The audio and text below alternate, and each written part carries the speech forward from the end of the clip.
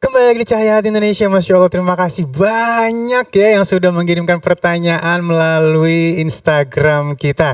Dan Alhamdulillah dari sekian banyak pertanyaan ini yang sudah kita pilihkan karena sesuai dengan tema kita pada kesempatan kali ini. Baik, untuk guru yang dimuliakan Allah Subhanahu Wa Taala, Kiai Haji Samsul Ma'arif, mohon kesediaannya untuk pertanyaan yang pertama. Ini dari @duri_durian. Oke, ya. Bagaimana agar bisa menjalankan sholat subuh? Karena godaan yang begitu berat seperti ngantuk berat. Wah, Masya Allah, silakan Kiai. Iya, banyak orang sholat subuh ini kadang-kadang kesiangan ini. Sholli fardhu subuhi rakaataini, kesiangan lillahi ta'ala, Allahu Akbar. Kesiangan kok pakai lillahi ta'ala itu. Nah, jadi kita punya jasmani dan rohani.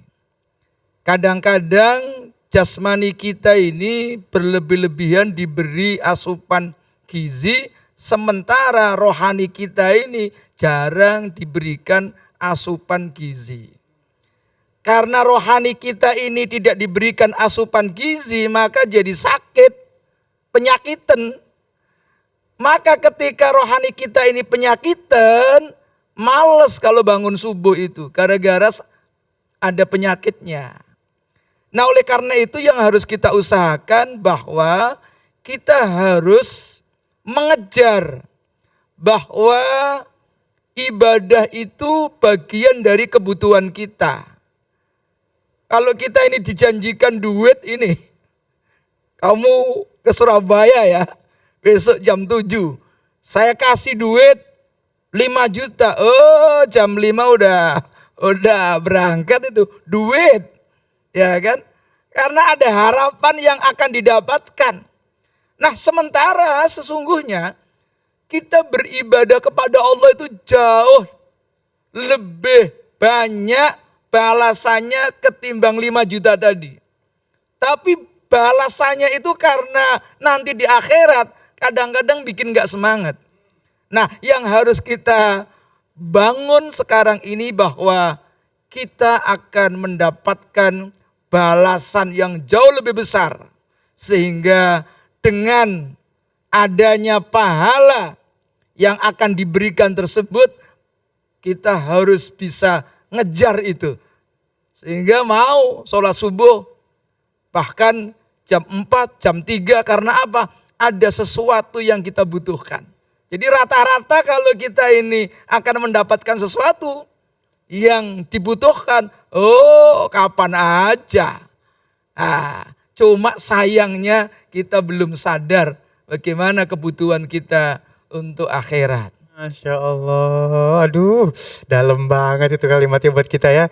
Kita yang butuh nih, tapi kita belum sadar bahwa kita butuh akan akhirat ya Kiai ya. Kalau butuh pasti dikejar itu pasti ya. Nggak ada lagi kesiangan, mungkin belum azan udah di masjid pastinya. Baik, terima kasih Kiai ilmunya. Dan kita masuk ke dalam pertanyaan yang kedua. Mohon kesediaannya guru yang dimulakan Allah Subhanahu Wa Taala, Kiai Haji Muhammad Nur Hayyid. Masya Allah, ini dari @delvifortuna ya. Bagaimana cara wanita agar cepat masuk surga? Oh, singkat banget. Tapi tajam nih. Silakan Kiai. Baik, pertanyaannya singkat tapi padat jawabannya. Karena apa? Bagaimana cara cepat wanita masuk surga? Subhanallah, saya kira tidak hanya wanita yang ingin cepat masuk surga ya Ali ya. Ustadz Samsul Ma'arif juga ingin cepat masuk surga juga. Yang pasti memang rahmatnya Allah luar biasa. Allah menjanjikan kepada siapapun yang mau taat kepadanya, menjauhi larangan-larangannya, surga akan menantinya. Lebih-lebih untuk para wanita. Kenapa wanita itu begitu istimewa sehingga pintu surga begitu luar biasa terbuka? Karena wanita ini memang diciptakan untuk menyempurnakan kenikmatan Allah di dunia dan di akhirat kelak.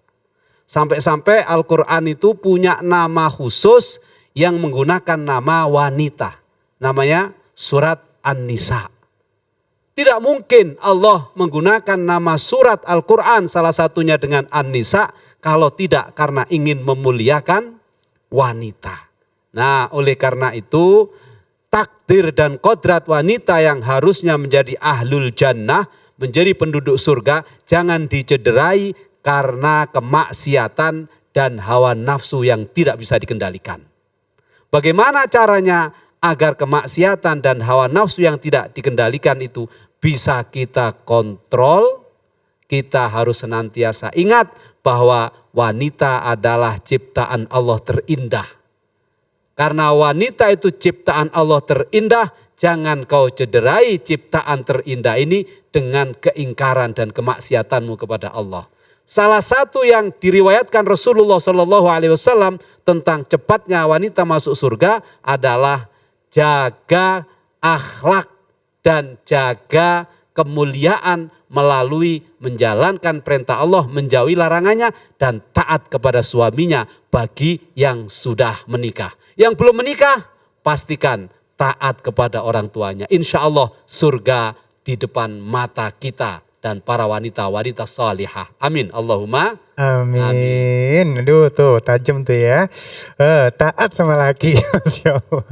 Dan baik, alhamdulillah, sesaat lagi kita akan masuk ke dalam segmentasi khusus ngaji bersama Ustaz Syam. Jangan kemana-mana, tetap bersama kami di Cahaya Hati Indonesia.